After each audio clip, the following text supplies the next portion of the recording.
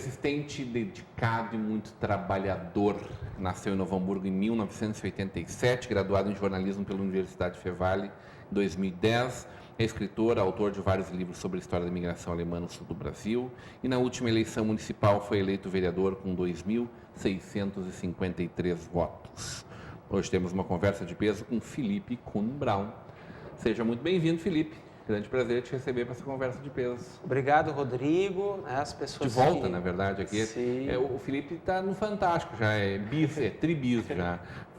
Primeira vez comigo, depois com o Deja, agora volta a falar nessa semana de Novo Hamburgo. Exato, né? A terceira vez aqui neste programa, cumprimentar você, as pessoas que constroem esta TV, que é a Vale TV, tão importante aqui para a nossa região, e os telespectadores, as pessoas que nos acompanham sempre através da TV e da internet. Sempre registrando que tu ajuda a construir essa TV, né? Sim. Semanalmente aqui na bancada É uma Estação alegria fazer Hamburgo. parte. Sempre que a gente tem alguma matéria para falar sobre imigração alemã, sobre questões da nossa cultura, a gente também te envolve, assim como agora falar desses 90 anos da nossa querida Novo Hamburgo. Vamos falar um pouquinho de política antes? Vamos. Em primeiro lugar, te dar os parabéns, né? Obrigado. Neste programa, a gente está retomando a quinta temporada agora, iniciando a quinta temporada. É o primeiro vereador que a gente está ouvindo dessa nova legislatura. Depois de duas tentativas, uma suplência muito bem na última legislatura, agora chegou a tua vez de assumir uma cadeira oficial nessa legislatura na nossa Câmara de Vereadores. Como é que foi essa chegada lá? Como é que está sendo os primeiros meses de trabalho? Olha, é um trabalho bem intenso, vivendo manhã, tarde e noite a nossa comunidade, as pessoas, as famílias, as demandas que as pessoas nos trazem, as preocupações, buscando sempre, mesmo que hoje nem mesmo o retorno pode ser diário, porque são muitas as demandas. Eu sempre digo, a nossa representação ela é menor se nós compararmos a outros municípios, como por exemplo Sapiranga, que tem 15 vereadores e uma população bem menor. Então isso faz com que tudo que vem até nós, enquanto agentes políticos, enquanto políticos eleitos, afinal somos 16, são os 14 vereadores, a prefeita e o seu vice, são 16 pessoas eleitas para, naturalmente, dividindo o que é legislativo e o que é executivo, a prefeita e o vice, para de fato, como diz o nome, executar.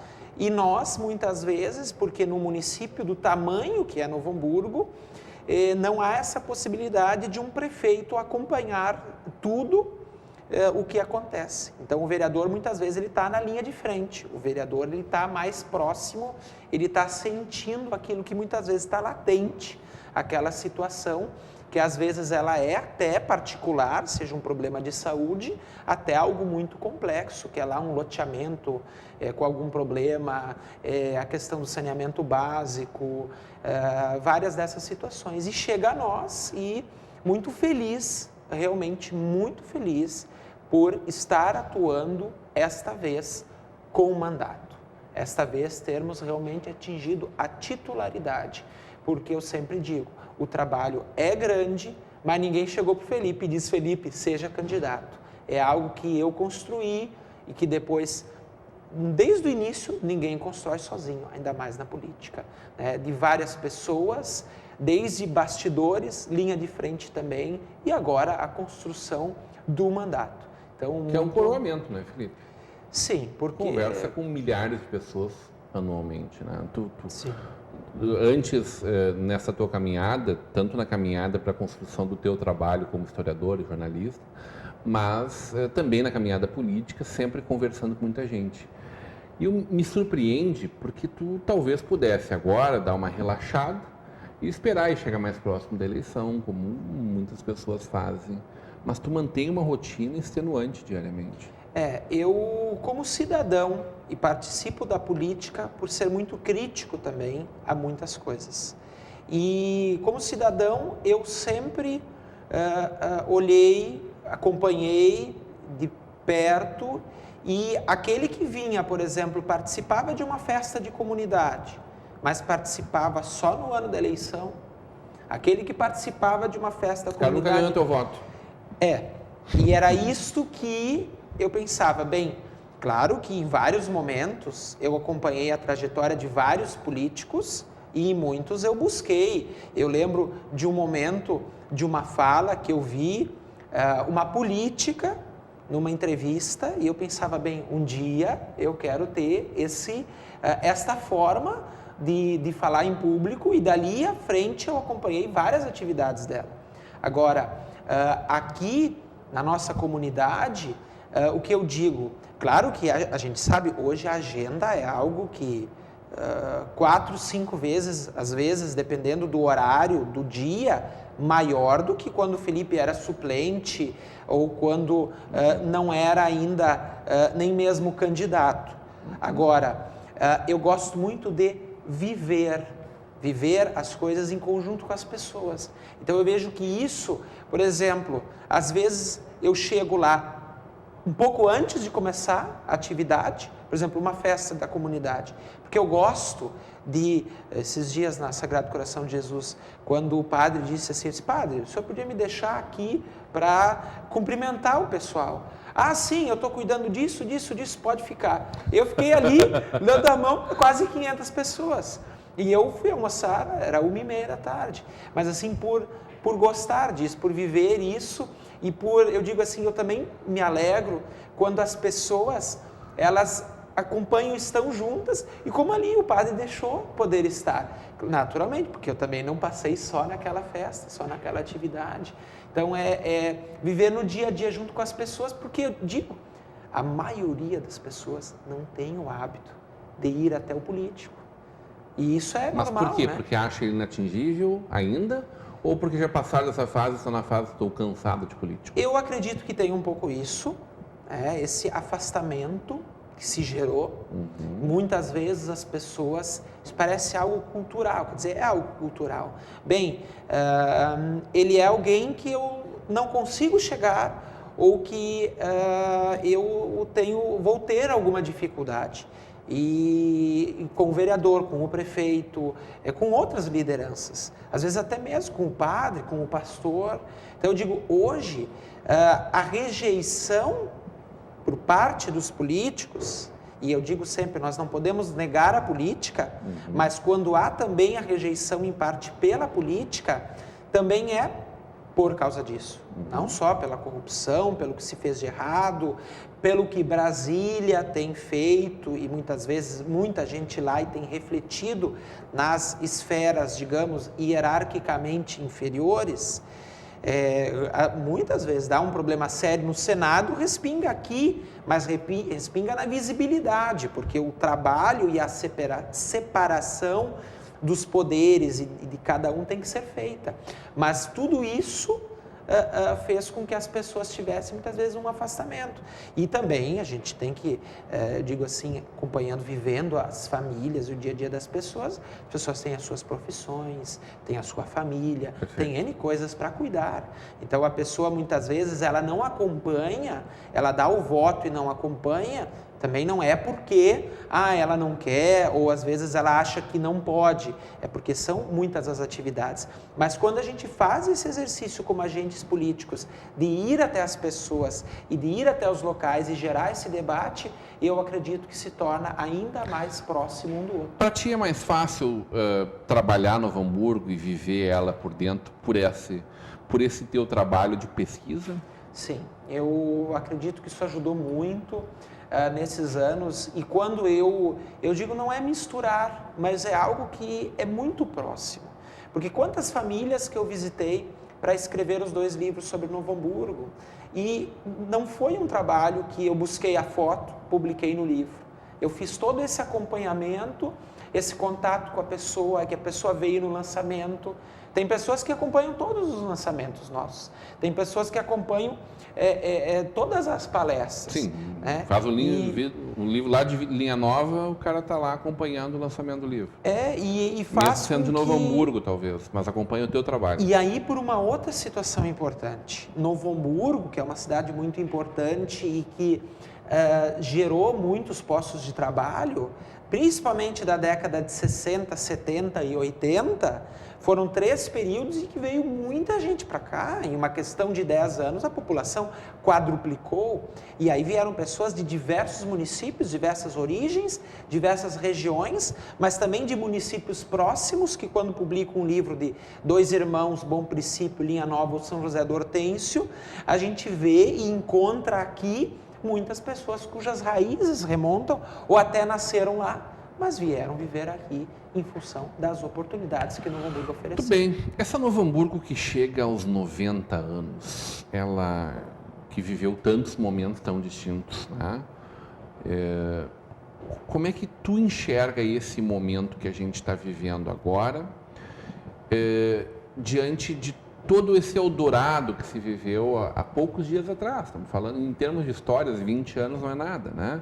Então, o que a gente viveu 25, 30 anos atrás, que foi um momento talvez de maior riqueza circulando pela cidade, de maior euforia, todo mundo abriu uma fábrica de sapatos, todo mundo era exportador, todo mundo construía a sua marca ou vendia marcas importantes mundialmente falando. E hoje uma Novo Hamburgo que ainda vive muito do calçado, mas que se distancia cada vez mais dessa sua vocação, mas que continua tendo uma vocação muito grande para o trabalho, né? Como é que é para a gente estar vivendo esse momento assim? Tu sente que a gente ainda está tateando muito ou que a gente já encontrou novas vocações? Que caminho é esse que a gente está percorrendo nesse momento? Olha, Novo Hamburgo foi aquele polo da indústria, mas por erros de gestões, claro, também por um movimento mundial, por uma questão da qualidade da mão de obra. Por exemplo, a mão de obra aqui também melhorou. E o calçado, por exemplo, procura muitas vezes locais onde o salário seja menor, por uma questão de sobrevivência de mercado. Essas empresas também migram, assim como foi um período importante da história na Itália, e depois foi aqui, isso eu digo de produção, e depois foi para a China, e hoje já está saindo da China, já está indo para a Índia, já está indo para outros países. Vende mais que a China já. Pois por quê? Porque na China também era uma mão de obra escrava praticamente.